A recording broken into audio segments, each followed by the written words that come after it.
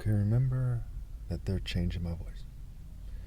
So this video is about my official stance on the American military and on veterans. So bear with me, it might surprise you.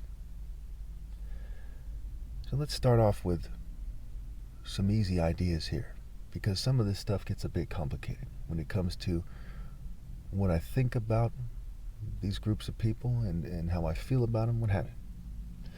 So I have a bunch of plans. There are social plans that I've been trying to get across, and I knew that people were going to reject them. I predicted that back in 21 when I was handing out cards, passing out cards and papers, what I refer to as flyers, what have you.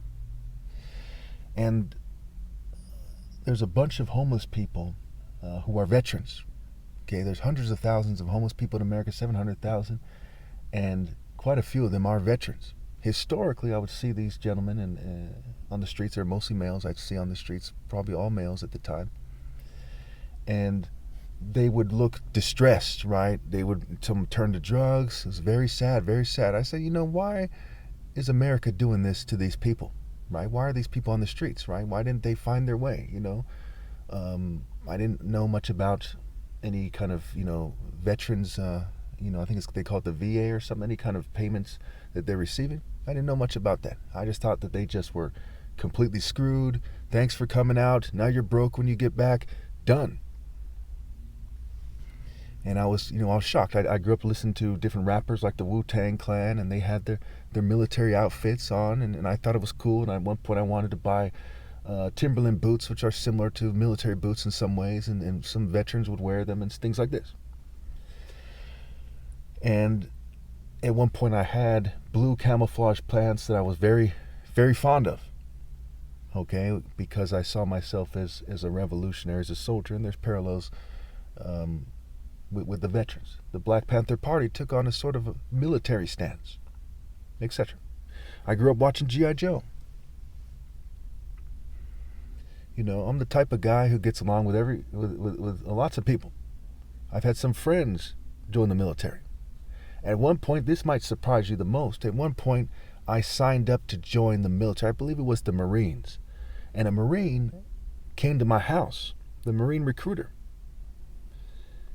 And, basically my mom came down and she, made a big fuss and she used various things to kind of talk them out of it and so on and so forth. And I think it's a good thing. I think it's a good thing I didn't join the military, mind you, but that actually occurred. My grandfather fought in the military. He was an officer in World War II.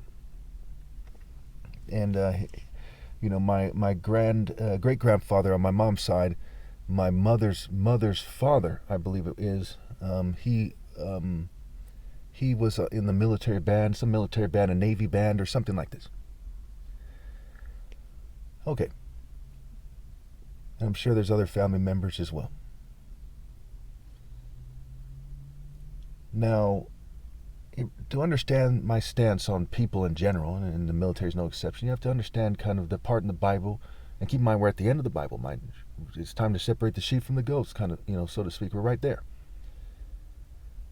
To understand it, though, you have to understand the part where Jesus says, Jerusalem, Jerusalem, you who kill the prophets and murder people who are sent to you, what have you. You have to understand Isaiah, why he's chastising the Jews. He wants them to do the right thing. He's a Jew, and he wants them to do the right thing, and they're not doing it. And he's mad. And in popular culture, he gets sawed in half eventually for trying to reason with them. You have to understand that and the implications. So, the military is part of the people who are running a psyop on me. That doesn't mean that, that I hate them no matter what or something. That doesn't mean that. Am I mad at them? Yes, I'm mad at everybody outside the divine order. I'm mad at everybody you can think of except for my parents. Okay? And that's important to understand. That's part of my official stance. If I didn't say that, then I would, not be doing my job. My job that I'm put here by God to do. I expect more from the military. I expect them to put God before country. And to put God before country is being a true patriot. It's not separate from being a true patriot. I would never ask them to do anything that's wrong. I would never ask them to do anything that I think is asking them too much. I wouldn't ask them to for no reason at least, or at this time, overthrow the government. You see what I'm saying? I wouldn't ask them that. I wouldn't think that they would do it if I did ask them. But I expect everyone to put God first. When we look at MK Ultra, right, there was various groups involved, military, science departments, FBI, contractors, what have you. And then various operations, Operation Midnight Climax, MK Naomi, various CIA and government projects and operations that took place. When I think of the military in terms of military mind control, when I think of the rapes that are not solved in these military women, by the way, I took the time to make several videos about that over the years. There's one female friend I had who was joining the military. I warned her. I said, hey, a lot of females get raped in the military, if I remember correctly. I had warned her about that. Not because I think that people should or shouldn't join the military. It's a more complex issue. But because I didn't want her to get raped. I don't want people in the military to get raped, male or female. And they have issues there. I don't respect Donald Trump's decision to release that one African-American gentleman who was, he had a very high position. It's like the chief of staff or something like this. Okay. I looked at the guy and said, hey, that guy looks like a pretty decent guy. Okay, I'm not a black supremacist. I didn't respect that decision. I look at people as people first and foremost. I look at the character of the person. My plans that I have would very much help people, military families, in more than one way. If they're at risk of going homeless, there's that. They have family members who are more poor, there's that. To create a system where no one will ever go homeless again. I grew up being worried about several things.